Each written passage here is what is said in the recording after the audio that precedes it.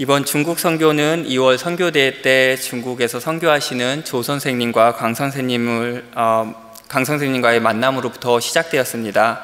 선교사님과 대화하면서 중국 선교를 소망하게 되었고, 제가 속한 목장에서 2019년 선교지를 중국으로 결정 후 그 소망이 현실이 될 수 있었습니다. 저에게 중국 선교를 준비하는 모든 순간이 좋았습니다. 13주의 교육기간은 너무 빨리 지나갔고, 매주 모임마다 손은배 목사님의 말씀으로 선교의 마음을 준비할 수 있었고, 모든 팀원들과 중국 선교를 위해서 합심해서 기도할 때마다 중국 선교의 마음이 더욱 뜨거워졌습니다. 중국 선교 팀원과 보내는 모든 시간이 행복했고, 팀원을 사랑하는 마음은 하루하루 커져갔습니다. 그러나 중국 선교지에서 진행할 프로그램을 준비하면서 중국말도 못하는 제가 뭘 할 수 있을까 고민을 하게 되었습니다. 특별한 은사도 능력도 없는 저를 중국 단기 선교에 보내신 하나님의 뜻을 알고자 기도하던 중, 단기 선교 공동교육 때 선교지에서 힘들게 사역하시는 선교사님들을 잠시나마 기쁘게 해드리고 웃게 해드리는 것도 단기 선교의 중요한 부분이라는 것을 듣고, 이번 중국 단기 선교의 목표를 선교사님 웃게 해드리기로 정했습니다. 선교사님들 말 경청하기, 많이 웃기, 식사 맛있게 하기 등 제가 할 수 있는 작은 방법들로 선교사님들을 잠시나마 웃게 하도록 노력했습니다. 베이스 캠프인 중국 흥민에서 모든 준비를 마치고 사역지로 이동하니, 사역지는 저희 나라 80년대 시골 풍경과 비슷했습니다. 고즈넉한 분위기의 중국 교회와 시설들, 정이 넘치는 묘족분들, 그리고 따뜻한 차와 설탕이 저희를 반겨주었습니다.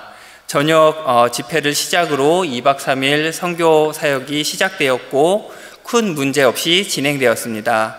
모든 팀원들은 보이지 않는 곳에서조차 섬기고 헌신하였습니다.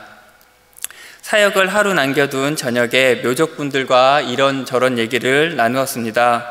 그분들의 요즘 고민들을 들을 수 있었는데요. 중국 정부에서 교회마다 중국 국기 개항을 하고 예배 시작 전 사상교육을 하는 것이 주요 내용이었습니다. 중국 정부의 강제적인 사상교육과 종교 억압 정책들을 들으며 마음이 많이 무거웠습니다. 과거 신도수가 10,000명이 넘던 그곳의 영광은 사라지고, 이제 50명도 안 되는 신도만 힘겹게 지키는 교회에 사상교육과 종교 억압이 그분들을 짓누르고 있는 것 같았습니다. 무거운 마음으로 시작한 마지막 날 사역을 마치고 베이스 캠프로 돌아오는 차 안에서 참 부끄러웠습니다. 마음껏 믿음 생활을 할 수 있는 상황에서도 늘 믿음 앞에 망설이고 주저하던 저의 모습과 고난과 핍박 속에서 모든 걸 드리는 묘족들의 모습이 너무 비교되어서 기도조차 할 수 없게 하나님께 창피했습니다. 그날 저는 처음으로 저의 믿음에 대해서 돌아보게 되었고, 참담한 심정으로 하나님께 다시 태어나게 해달라고 간절히 기도했습니다.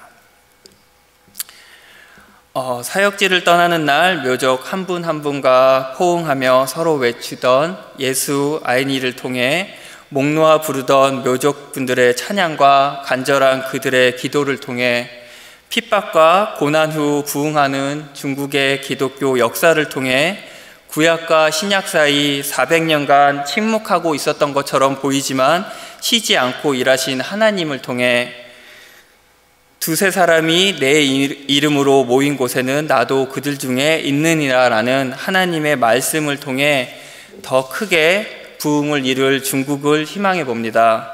저희들도 힘든 상황에서도 주님 한 분만 신뢰하며 걷는 묘족분들을 위해서, 그리고 주님의 중국을 위한 뜻을 위해서 쉬지 않고 기도하고 행동했으면 좋겠습니다.